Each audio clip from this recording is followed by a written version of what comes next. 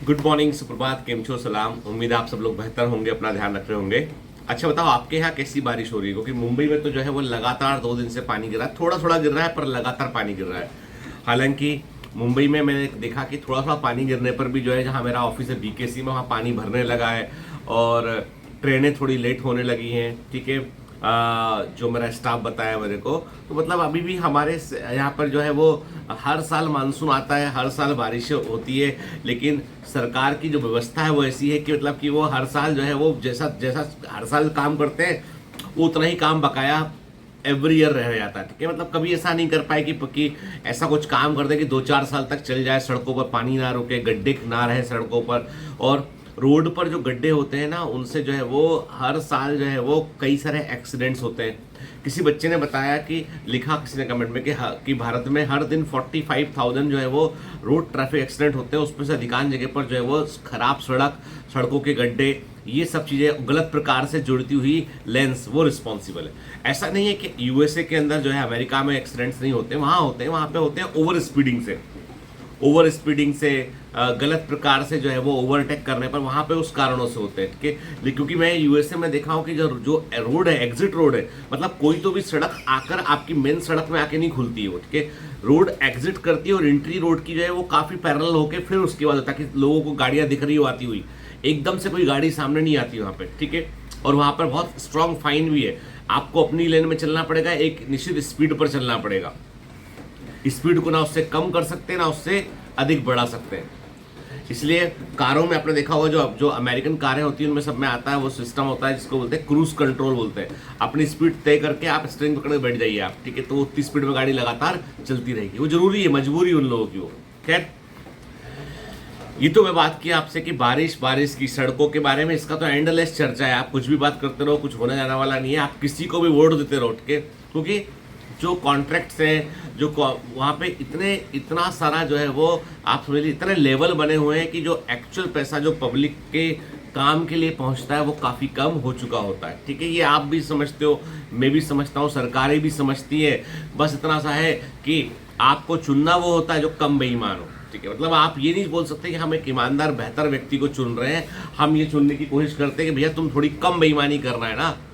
ठीक है। बेईमानी करना तो वो राइट समझ लेते हैं अपना। खैर, छोड़ते हैं इस बात को, इसका कोई और छोर नहीं है। एक बड़ी अच्छी जो है, मैं कल एक कोई चीज़ पढ़ रहा था कि जो हमारा ब्रेन होता है ना, it is a very powerful tool.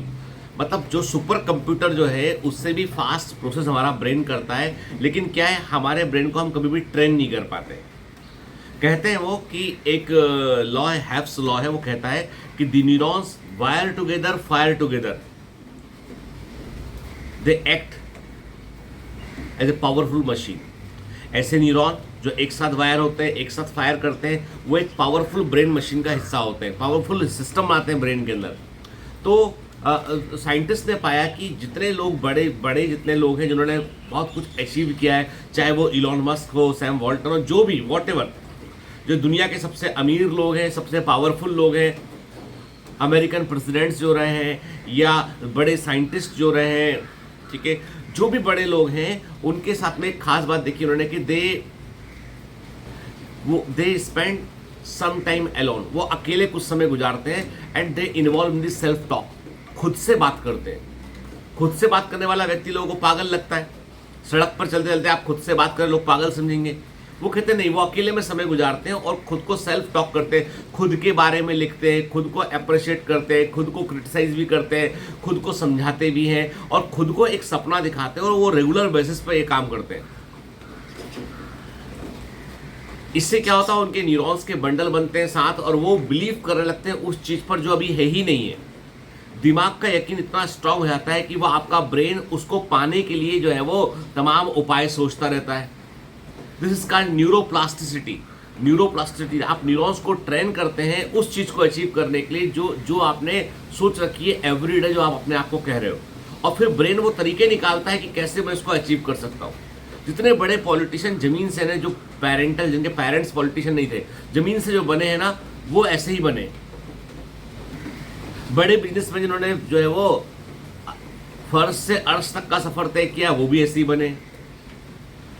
मैं आपको हमेशा कहता हूँ कि यदि आपको नीट का एग्जाम अच्छी रैंक से निकालना है तो मैं कहता हूँ सुबह सोकर उठते हो, ठीक है, उठने के बाद अपने हाथ रब किए, आंखों पे रखा और उसका इमेजिन कीजिए आंखें बंद कर कर कि तुम एक डॉक्टर हो, तुम जो है वो वाइट अप्रॉन पहने हो, स्टेथोस्कोप लगाए हो, तुम जा रहे हो हॉस्पिटल में पेशेंट को ट्रीट करने के लिए जा रहे हो, तुम उनके पेशेंट है, तुम उसको ठीक कर रहे हो कि तुम्हारे पास नर्स का एक स्टाफ तुम्हारे लिए काम कर रहा है, हॉस्पिटल में तुमको लोग जो देख के नमस्कार कर रहे हैं, तुम काम कर रहे हो मरीज के लिए, मरीज को बचा रहे हो तुम, ठीक है, तुम्हारे एक चैम्बर के बाहर तुम्हारा नाम लगा हुआ है। मैं कहता हूँ ये सपना देखो, इतना देखो, इतना देखो कि तुमको यकीन लगने लगे।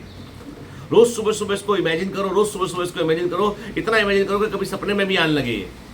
मैं कह रहा हूं तुम्हारा पढ़ने में मन अपने आप लगेगा, क्योंकि क्या होता है कि हम जब तक अंदर की मशीन को स्ट्रांग नहीं करेंगे ना, दिमाग के अंदर इस बात का बिलीफ नहीं होगा कि हाँ ये अचीव करना है, तब तक आपको उतना पावर नहीं मिलेगा।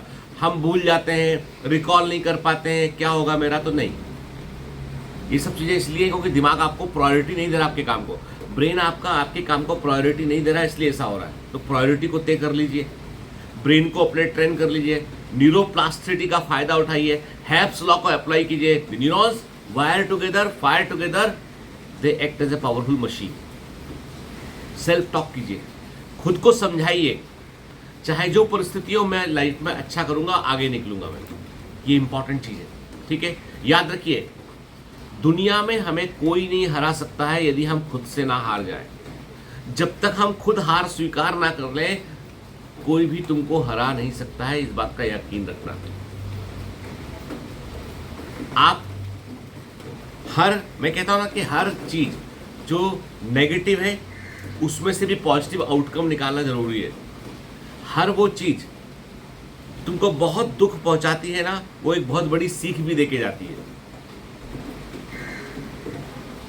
तुम पर निर्भर करता है कि तुम चाहते क्या हो।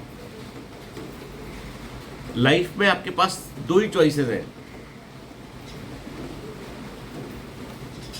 या तो आप अचीव कर लो या रिलीव कर दो, छोड़ दो। अचीव कर दो या रिलीव कर दो, छोड़ दो। और दुनिया कभी छोड़ देने वालों को याद नहीं रखती है।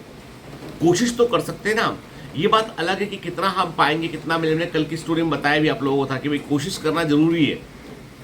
फिर तो ईश्वर है, वो आपका साथ देगा, हर जगह पे आपको साथ देगा और आपको जो है वो आपकी मंजिल तक, बेहतर जगह तक पहुंचा देगा। कई बार हमें लगता है हम बहुत डिजर्विंग है, लेकिन वहां तक नहीं पहुंच पा रहे जहां तक हमको पहुंचना चाहिए था। तो यकीन मानिए, कुछ ना कुछ हम लोगों ने छोड़ा होता है, ऐसी मिस्टेक की वजह के कारण ऐसा हो रहा होता है। बच्चे बोलते हैं सर बायोमेंटर्स को जितनी बड़ा नाम मिलना चाहिए था, उसमें बायोमेंटर स्लो है। मैं हमेशा एक बात कहता हूँ, बरगद का पेड़ लगने में समय लगता है, घास फूस तो 1-2 साल में उग जाते हैं, बड़े हो जाते हैं। दूसरा मैं कहता हूं कि यदि हमने कोई चीज को, वैल्यूज को कॉम्प्रोमाइज कर दिया, तो फिर हमने शुरू क्यों किया था, उस लक्ष्य से हम भटक जाएंगे। We never want to compromise the values. जो इनर वैल्यूज है ऑर्गेनाइजेशन का, उसे कॉम्प्रोमाइज हम नहीं कर सकते। बदलते समय के अनुसार हम जो है अपने आप को यदि बदलते चले जाएंगे, तो हम फिर सिर्फ बदलाव बनकर मतलब हम ऐसी चीज बन जाएंगे जो समय को धारा देने के बजाय समय के साथ बह गया। याद रखिए, अच्छा तैराक वो होता है जो नदी की धारा के विपरीत तैर लेता है। अच्छा तैराक वो होता है जो नदी की धारा के विपरीत तैर लेता है। नहीं तो नदी की बहाव में तो हर चीज बह जाती है। याद रखिए, जीवन में कई छोटी बड़ी घटनाएं आपको बहुत सारी सीख देती है। तो सीख को समझना सीखिए, सीख को समझना सीखिए कि वो क्या सीख थी, वो उससे क्या लर्निंग आउटकम हमको मिला है। आज सोचा मैंने कि आप लोगों ने कल लिखा बड़ा इमोशनली कि मैडम के बगीचे क्या होगा, तो वाकई में ये चिंता का विषय कि जो नया घर है उसमें इतना बड़ा बालकनी नहीं है, बाहर बालकनी के बाहर प्लांट लगाने की परमिशन नहीं है, क्योंकि यहाँ पे सोसाइटीज बड़ी पावरफुल होती है बॉम्बे के अंदर। तो आप प्लांट्स अंदर रख सकते हो बालकनी में। तो एक बालकनी है उसमें जहाँ पे भारतीय जो है उसको मालूम, उसको कोई सामान की चिंता नहीं है। उसको कोई सामान जाए, क्या पैक हो रहा है क्या पैक नहीं हो रहा है, वो सब पेवर्स मेकर्स, वो है ना मूवर्स और पैकर वाले कर रहे हैं। उसे चिंता सिर्फ है पौधों की। कल दिखा रही थी उसको कि देखो इसकी जड़ निकल गई है, इसका ये निकल गया है, मानसून का मौसम आ गया है, देखो कितने ये हो गया है, देखो ये प्लांट कितने अच्छे खुश दिख रहे हैं ये पूरे, अब इनको मैं शिफ्ट करूंगी तो ऐसा होगा वैसा होगा। तो मैंने कहा कोई उपाय है ही नहीं हमारे पास में। तो वो बोलती है मालूम ये बोल नहीं सकते हैं, लेकिन ये जिंदा है सब। ये भारती को बड़ा प्रेम है पौधों से, बहुत प्रेम है उसके। वो उसने हमारे एनजीओ को प्लांटेशन एनजीओ में कन्वर्ट कर रखा है। हम लोग स्कॉलरशिप में हेल्प करते हैं, लेकिन चाहे जहाँ प्लांटेशन करते रहते हैं। वो दिखाई, देखो पत्ती कितनी खुश है। अब मैं बोलूँ कैसे खुश है, मतलब क्या, मतलब देखो बोलती देखो खुश है पत्ती, ये देखो ऐसा हो रहा है ना, मानसून आ गया है, प्लांट्स कितने खुश हैं, देखो इसकी रूट्स ऐसे निकल आई, ये हो गया वो हो गया। मतलब कल मुझे 5-10 मिनट बताती रही हो, तो मैंने उसका दर्द महसूस किया कि उसको इस बात का है कि पौधे रखूंगी कहाँ मैंने कहा कुछ छोड़ जाओ, यहाँ पे लगे रहेंगे। बोले नहीं, यहाँ पे कोई आया नहीं, अभी शिफ्ट नहीं हुआ। मान लो जिनको घर एलोकेट होगा वो पता नहीं कब शिफ्ट होंगे, पौधे मर जाएंगे, क्या होगा फिर, मैं अपने पौधों को देख नहीं पाऊंगी, तो मेरे साथ रखूंगी। तो अब हमारे लिए मालूम है सबसे बड़ी मुसीबत है कि हमको ऐसा घर ढूंढना था, एक बड़ी बालकनी भी हो, मिला, लेकिन बालकनी के बाहर प्लांट नहीं लगा। तो फिर बोलती हो कि प्लांट अंदर रखो, तो वो सर्वाइव नहीं कर पाता। तो मैंने उसको प्रॉमिस किया हुआ है कि मैं एक लाइट लगवा दूंगा ऐसी, जिससे प्लांट फोटोसिंथेसिस कर पाएंगे। अपन तो यार जानते हैं बायोलॉजी है ना, तो अपन ढूंढ लेंगे, लगवा देंगे ऐसी लाइट भाई, है ना, ताकि कम से कम उसके पौधे जिंदा रहें। और अब उसको लगता है कि वो इन पौधों से बात कर सकती है, और ये यकीन अच्छा है। बहुत कुछ, हर आदमी से बहुत कुछ सीखने मिलता है। आप लोगों ने बोला सर, तो ये this is the last blog in this house, ठीक है, आखिरी ब्लॉग है इस हाउस में ये, क्योंकि कल से अभी शायद आज रात से हम लोग गेस्ट हाउस में शिफ्ट हो जाएंगे, और 1-2 दिन में हमारे घर में सामान जम जाएगा, तो वहाँ पे हम लोग सेट रहेंगे, ठीक है। कोई बहुत तरह बच्चे बोलते सर आप घर का टूर करा दो। अरे यार हमको ऐसे कोई प्रधानमंत्री राष्ट्रपति तो है नहीं कि हमारे घर में बहुत भारी कुछ, जैसा तुम्हारा घर होता है वैसे ही हमारा घर होता है। बिस्तर होता है, दो ठो बिस्तर होते हैं, टेबल होते हैं, ये होते हैं पढ़ने के, मतलब नॉर्मली घर होता है हम लोग का, ठीक है ना। चलिए, have a great day, all the best, bye bye.